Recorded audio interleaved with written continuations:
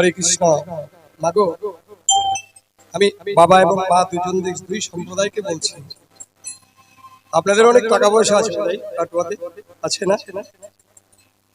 কাটোয়া বাজারে একটা বাড়ি করতে বলে তো বহু টাকা দাম, আর প্রমোটারের হাতে বললে তো কথাই নেই। আর যদি একটা ভালো পজিশনে ব্যবসা করা যদি ঘর থাকে তার কথাই নেই। এগুলো যেদিন আমি বাহু তুলে চলে যাব হরি বলে, এগুলো কি আমার সঙ্গে যাবে? তাহলে যার যতই অর্থ থাকুক, যার যতই নার্সিং হোম থাকুক, ফ্ল্যাট বাড়ি থাকুক, বড় ব্যবসা থাকুক, সময় যেদিন পুজে যাবে হরি বলে ওই গঙ্গার ধারে নিয়ে চলে যাবে পতিত পাবনের করে। তাহলে কোথায় বড় লোকের বড় আমি তো থাকলো, বলুন সব ছেড়ে দিয়ে পালাতে হলো। তাহলে ধনীকে আগে জানতে হবে। ধনীকে মানে ওই অর্থের বড় লোক কথা বলিনি, যিনি হরিবাসরে বসে গৌরাঙ্গ মন্দিরে বসে হরিধ্বনি দেবেন আর উলুধ্বনি দেবেন, সেইটাই হবে নিজস্ব ধন। তাই গৌর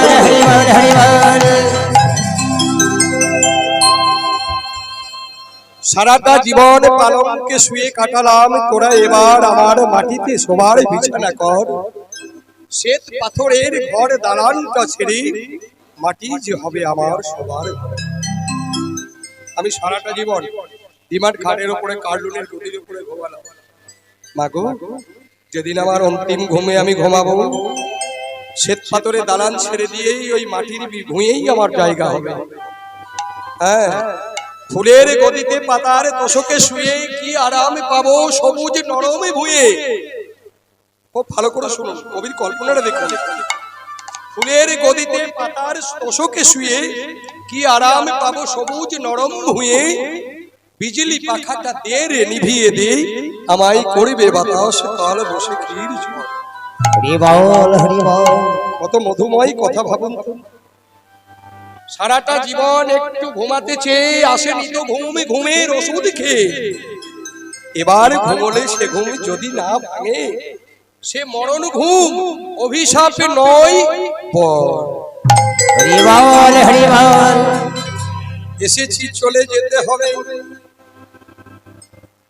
দিনে দিনে বেলা হয় বেলা চলে যায়, আরে তো বেলা নাই।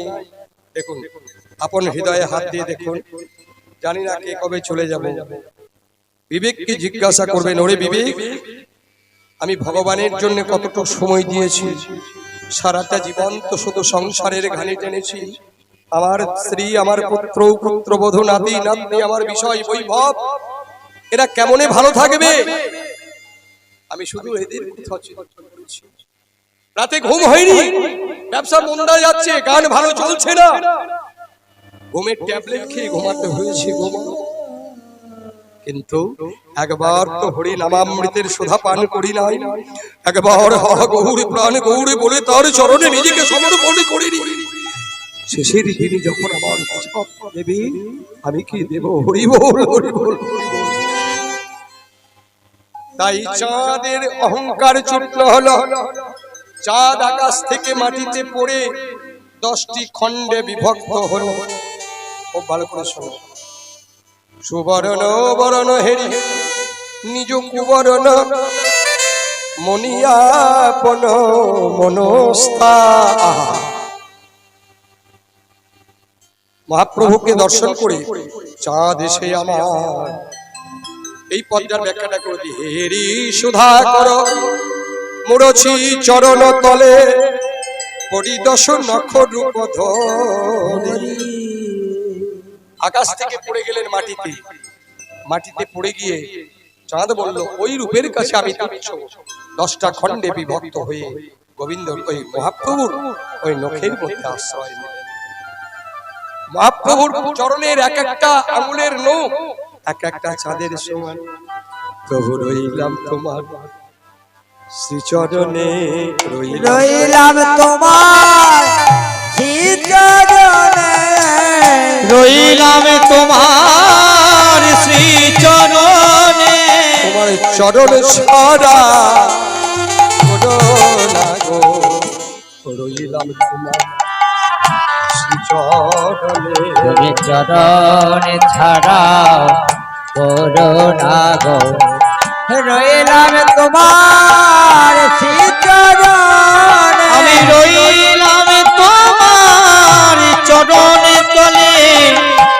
চরণ ছাড়া করোনা গো রইলাম তোমার শ্রীচরণে ওগো জনমে নয় জন্মে জন্মে রইলাম তোমার শ্রীচরণে বলি জনমে নয় হরি বল হরি বল হরি বল তোমার চরণে বলি জনমে নয় জন্মে জন্মে রইলাম তোমার চরণে রইলাম তোমার শ্রীচরণে জনমে নয় জন্মে জন্মে রইলাম তোমার শ্রীচরণে।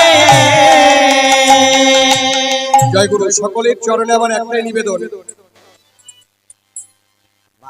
মহাপ্রভুর সামনে আমার যেন পায়ে হাত দিয়ে আপনাদেরকে অনুরোধ করে বলছি, কেউ যেন প্রণাম করবেন না।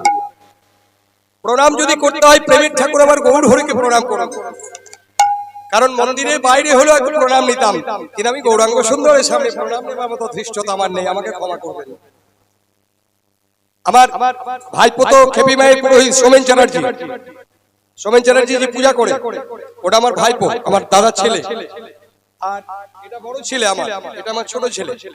তা যাই হোক, আমি যতই ব্রাহ্মণ হই আমিও আপনাদের চরণের কমলের দাস, আপনারা কেউ হাত দিয়ে প্রণাম করবেন।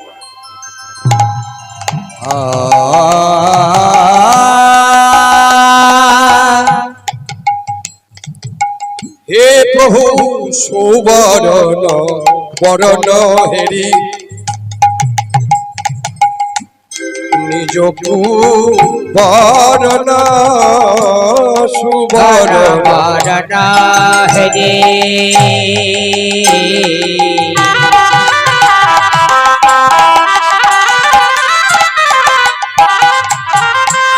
নিজ বারণা সুবরণ বরণ হেরি নিজ বরণ অমনিয়া মন মনস্তাপে মনিয়া মরে মন চাপে মনিয়া কোন মনস্তাপে আরে মরিয়া মরে মনস্তাপে। আবার দেখুন, সুবরণ বরণ হেরি নিজ কুবরণ মনি আপন মনস্তাপে। কার কথা বলছি জানেন? মধুমাতা বিষ্ণুপ্রিয়া বলছেন কার কথা? সোনার সঙ্গে তুলনা করে দেখলেন একবার, যে সোনার সঙ্গে তুলনা করে দেখি আমার গৌর কাঁচা সোনার সঙ্গে তুলনা হয় কিনা, কিন্তু দেখলাম না, ওই সোনা যেদিন ওই নদিয়ার কাঁচা গৌর সোনাকে দর্শন করেছে, সোনা মনে মনে করছে ছিড়ি, এতদিন এত অহংকার ছিল, এত আমার এত দর্প ছিল, সুন্দরী কোন রমণী যদি 10 ভরি সোনার অলংকার পরে আমাকে ব্যবহার করে যায়, তার তো অহংকার হয়, তার থেকে আমারও অহংকার দ্বিগুণ বেড়ে যায় গো, হয় না মা?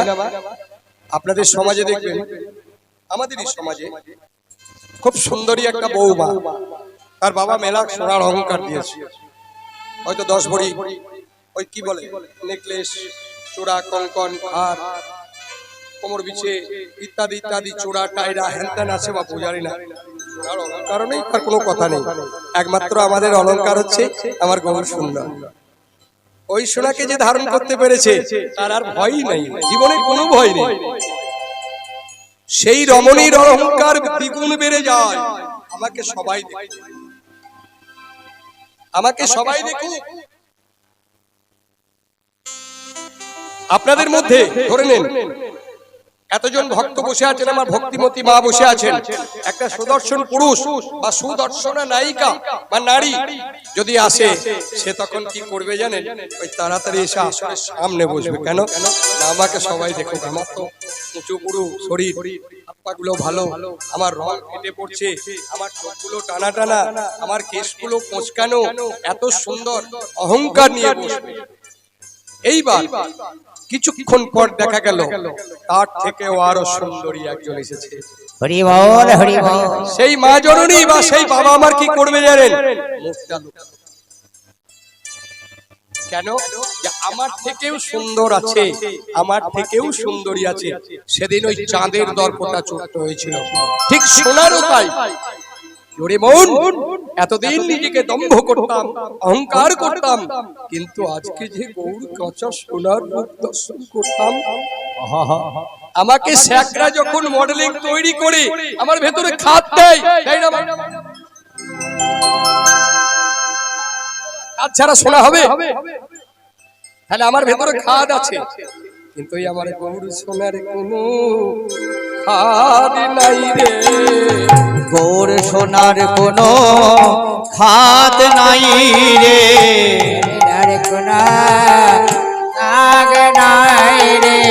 গৌর সোনার কোনো খাদ নাই রে।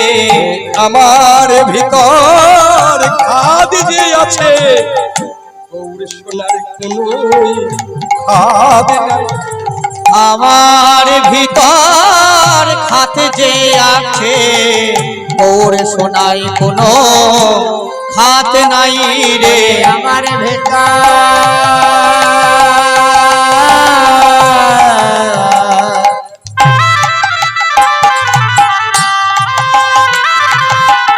খাদ যে আছে, গৌর সোনার ভিতর খাদ নাই রে।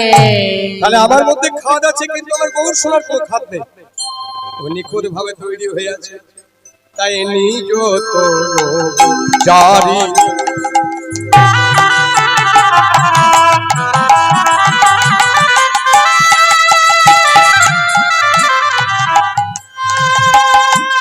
ভস্ম সম করাইতে নিজ তনু জারি।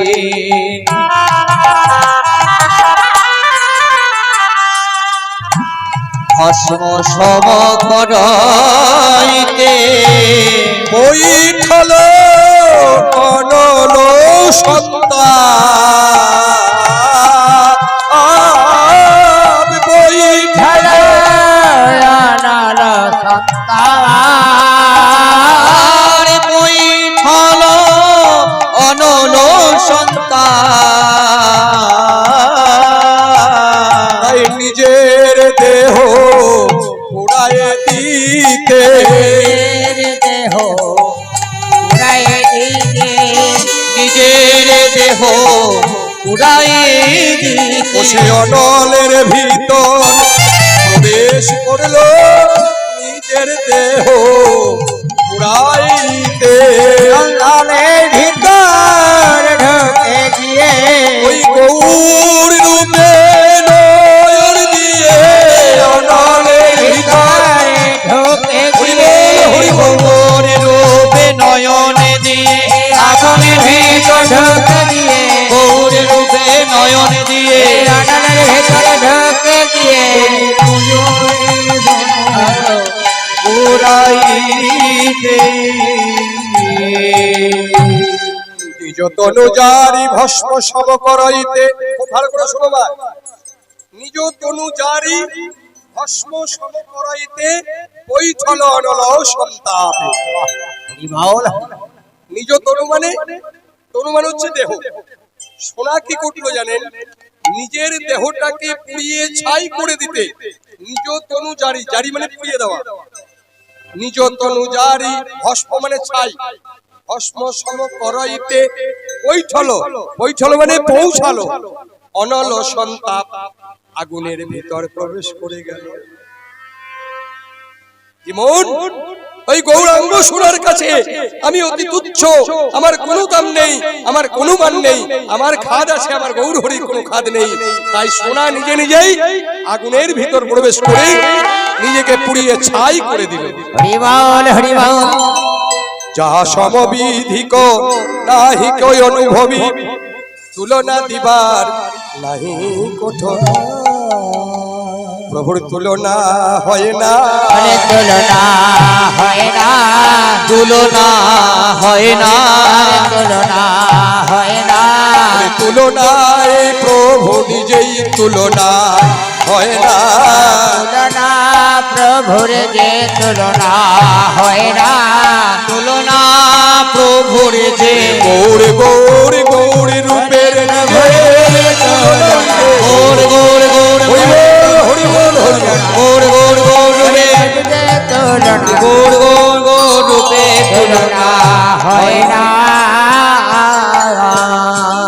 আচ্ছা, যা সমবিধি গো, যা সমবিধি, ভালো করে শোনো মা, যা সম মানে যাহার সমান, বিধি কো মানে যিনি বিধি, ওই বিধি নাহি কই অনুভবী, অনুভব করে পাওয়া যায় না যাকে, তুলনা দেবার নাহি ঠোর। এই ত্রিকাল, এই ত্রিভুবনের মাঝে এমন কিছু নেই যে আমার গৌরাঙ্গ রূপের সঙ্গে তুলনা করা হয়। তাই একবার হরিনাম করলেন, প্রভুকে শোনান, সবাই হাত তুলে বার করুন না। ও প্রেমানন্দে মেতে হরি বলো, হরি নামের বন্যা যে এলো, প্রেমানন্দে মেতে হরি বলো, হরি নামের বন্যা যে এলো, আনন্দে মেতে হরি বলো, হরি নামের বন্যা দিলো। এবারে হরি বলো, হরি বলো, হরি হরি বলে বলো, হরি বলো, হরি বলো, হরি হরি বলে বলো, হরি বলো, তোমরা হরি বলো, হরি বলো, হরি হরি বলে বলো, হরি নামের বন্যা দিলো। আনন্দে মেতে হরি বলো, হরি নামের বন্যা দিলো।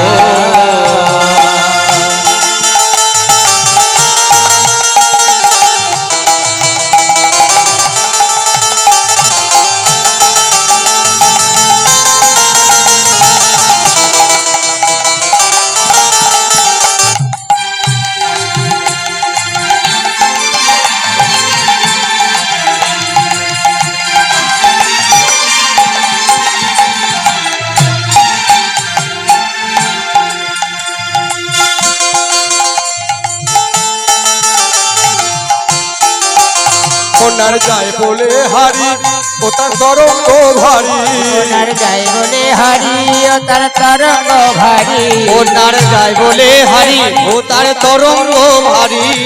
সেই তরঙ্গে দিচ্ছে সাঁতার গোলক বিহারী, ওগো সেই তরঙ্গে দিচ্ছে সাঁতারে গোলক বিহারী, ওগো সেই তরঙ্গে দিচ্ছে সাঁতার গোলক বিহারী।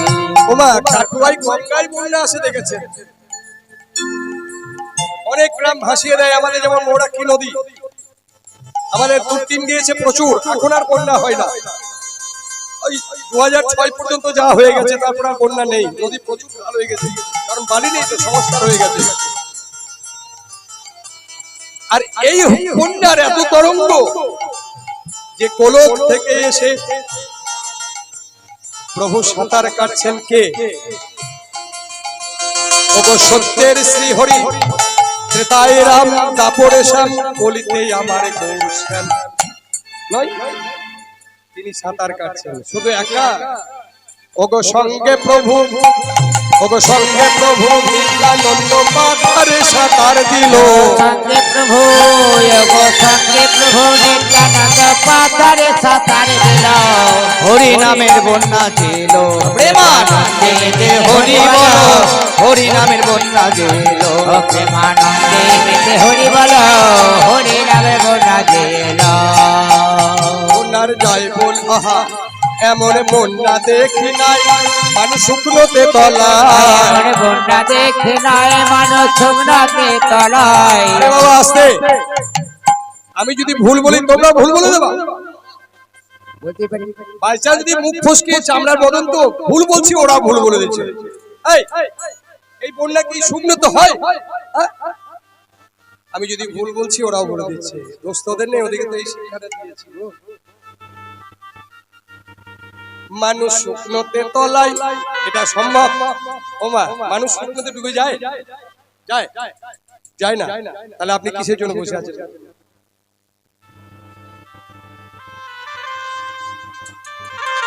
কথাটা গুরুত্ব দেয়নি মা আমার। এই বন্যায় সবাই ডুবে গেছে,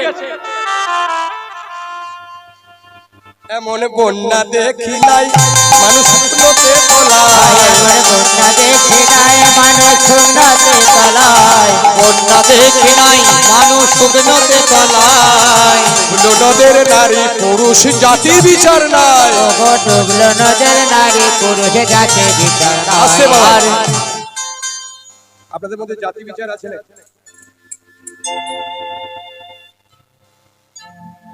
যে অমুক ব্রাহ্মণের পুত্র বা অমুক ব্রাহ্মণের পত্নী উনি মন্দিরে বসবেন আর বাকি বসবে না, ও জেলে পাড়ার হাজরা পাড়ার বায়ন পাড়ার ও সৎগোপদের, এরকম কোনো বিচার আছে আপনাদের মধ্যে? এখানে কেউ বড় লোক কেউ গরিব আছে, কে কালো কে ফর্সা আছে? তাহলে এখানে ডুবলো নদের নারী পুরুষ জাতি বিচার নাই। আর একজন ডুবেছে জানেন, ও গো হরিদাস, ও গো হরিদাস যবনের ছেলে সেও বুঝি ডুবে গেল। হরিদাস, ওগো হরিদাস যবনের ছেলে সেও বুঝি ডুবে গেল, হরিদাস যবনের ছেলে সেও বুঝি ডুবে গেল। হরি নামের বন্যা যে এলো প্রেমানন্দে মেতে হরি বলো, হরি নামের বন্যা যে এলো প্রেমানন্দে মেতে হরি বল, হরি বল আসতে। হরি নামের বন্যা যে এলো। এ হরিদাসকে মা জানেন? আপনাদের জানা দরকার, আপনারা জানেন বলবেন না, আমি বুঝতে পারছি, আমার কাছেই শুনবেন। এই হরিদাস হলো কে? স্বয়ং সৃষ্টিকর্তা ব্রহ্মা।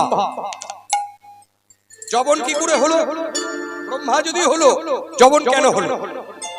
তিনি যবনের মতো কাজ করেছেন বলে যবন হয়েছে। কেন জানেন? মুচি সুচি হয় যদি কৃষ্ণ ভজে, আর ওই সুচি মুচি হয় যদি কৃষ্ণ ত্যাজে। তাহলে হরিদাস যবনের ঘরে কেন না? গোবিন্দ যখন গোকুলে গোবর্ধনকে ধারণ করলেন, কালিয়া দমন করলেন, অগাসুর বকাসুর কাকাসুর আগাসুর পুতনা তৃণাবর্তাসুর কে বধ করলেন, সবাই ভগবান কৃষ্ণকে ভগবান বলে মানছে। ব্রহ্মা বুঝতে চাইল না যে আমি সৃষ্টিকর্তা ব্রহ্মা, আমি সর্বেশ্বর, আমি যা বলবো তাই। এই গোপের ছেলে, বালকের বালক, এক গোয়ালার ঘরের ছেলে, সে ভগবান হলে আমি সৃষ্টি করলাম, তাহলে আমি কি বলে যখন গোচারণ করছিল, তিনবার, একবার নয় দুবার নয়, তিনবার গরু বাছুর রাখাল বালক যত ছিল তিনবারকে হরণ করে নিলেন। ভগবান তিনবারই তৈরি করলেন তার শক্তি দিয়ে বালক নবলক্ষ ধেনু। তিনবারের বার যখন ব্রহ্মা এসে গোবিন্দের চরণে পড়লেন, প্রভু আমি বুঝতে পারিনি গো, আমি না বুঝে আপনার সঙ্গে অন্যায় করেছি, আপনি আমায় ক্ষমা করেন। বলে না না, তুমি যবনের মতো আচরণ করেছো, তোমার যবন কুলে জন্ম হবে। বলে প্রভু কবে? বলে আগত কলিযুগে তুমি যবনের ঘরে জন্ম লবে, উদ্ধার তুমি পাবে, আমি তোমাকে নিজেই উদ্ধার করব। উদ্ধার করেনি? হরিদাসের সমাধি কোথায়? শ্রীধাম পুরীতে মহাপ্রভু নিজে হাতে সমাধিস্থ করেছিলেন। দেখেছেন হরিদাসের সমাধি? পুরী গিয়ে দেখেছেন মা? তাহলে ওই মহাপ্রভুর কাছে উদ্ধার পাচ্ছেন। তার বলে কি করে উদ্ধার হবে? বলে তুমি যবনের ব্রাহ্মণ কুলে জন্ম লবে, কিন্তু পালিত হবে যবনের কুলে। হরিদাসের পিতামাতার নামটা একটু জেনে নেন, আপনারা ভালো করে শুনে নেন। হরিদাসের যে ব্রাহ্মণ আসল পিতা, পিতার নাম হচ্ছে মনোহর চক্রবর্তী, মায়ের নাম হচ্ছে উজ্জ্বলা দেবী। মনে থাকবে বা? হরিদাসের আসল পিতা যে মনোহর চক্রবর্তী, আর মায়ের নাম হলো উজ্জ্বলা দেবী। কিন্তু কোন কারণবশত বেনাপোলের জঙ্গলে হারিয়ে যায় হরিদাস। হরি বল, হরি বল। অর্থাৎ বনগা, বসিরহাট বনগা সীমান্তে আমি ওখানেও এসেছি। তখন ওই দুজন যবন, তারা স্বামী স্ত্রী চলে আসছে, আর শিশু জঙ্গলে পড়ে কাঁদছে। শিশু কাঁদছে। কে? তাদের নাম হরিদাসের পালিত পিতা, আর মাতা হচ্ছে হরিদাস যে যবনে ঘরে পালিত হচ্ছে, তার নাম হচ্ছে হবিবুল্লাহ। ভালো করে শুনে রাখুন বাবা, হবিবুল্লাহ। তার পত্নীর নাম হচ্ছে সাকিনা বিবি। মনে থাকবে মা? তাহলে জন্মদাতা মানে অর্থাৎ আসল পিতা হচ্ছে মনোহর চক্রবর্তী, উজ্জ্বলা দেবী, আর পালিত পিতা হচ্ছে হবিবুল্লাহ আর সাকিনা বিবি, এরা ছিল যবন। সেই শিশুকে কোলে নিয়ে মানুষ করলো সেই হরিদাস। 3 লক্ষ নাম জপ না করে জলস্পর্শ করতেন না, তাই ভালো করেছে দেখো হরিদাস যবনের ছেলে, সেও বুঝি ডুবে গেল। বলে হরিদাস, ওগো হরিদাস যবনের ছেলে, সেও বুঝি ডুবে গেল। হরিদাস যবনের ছেলে, সেও বুঝি ডুবে গেল। হরি নামের বন্যা দিল, এতে হরি বলো, হরি নামের বন্যা দিল। প্রেমানন্দে মেতে হরি বলো, হরি নামের বন্যা দিল। একবার হরি বলে বলে তোমরা নামো সেই জলে, এবারে হরি বলে বলে তোমরা নামো সেই জলে। এবার হরি বলে বলে তোমরা নামো সেই জলে। ডুবলো যে জলে রতন পেল সন্তোষাই বলে। ওগো ডুবলো যে জন রতন পেল সন্তোষাই বলে। তাই ডুবলো যোজন রতন পেল সন্তোষাই বলে। ওরে ডোবার যে ডুবেছে সেও বুঝি রতন পেল। ডুবার যে ডুবেছে সেও বুঝি রতন হরি বল, হরি বল, হরি বল। হরি বলো, হরি নামের বন্যা দিল। প্রেমানন্দে মেতে হরি বলো, হরি নামের বন্যা দিল। যাস জগদানন্দ কুহু পুহু কতুল না পুহু নিরুপম।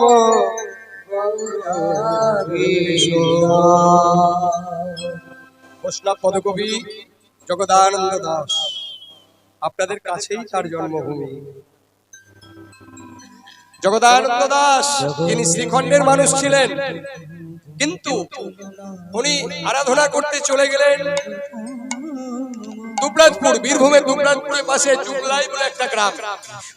ওই হেতমপুর রাজবাড়ির কাছে সিংহদুয়ার বই দেখেছেন, খিড়কি থেকে সিংহদুয়ার এই আমাদের পৃথিবী, হেমন্ত মুখোপাধ্যায় শ্রদ্ধেয় ওনার গান। ওই হেতমপুরের রাজবাড়ির কাছে হচ্ছে জুগলাই বলে একটা গ্রাম, দুবরাজপুর থানার অন্তর্গত। ওখানে গিয়ে তিনি এই পদগুলি রচনা করেছেন।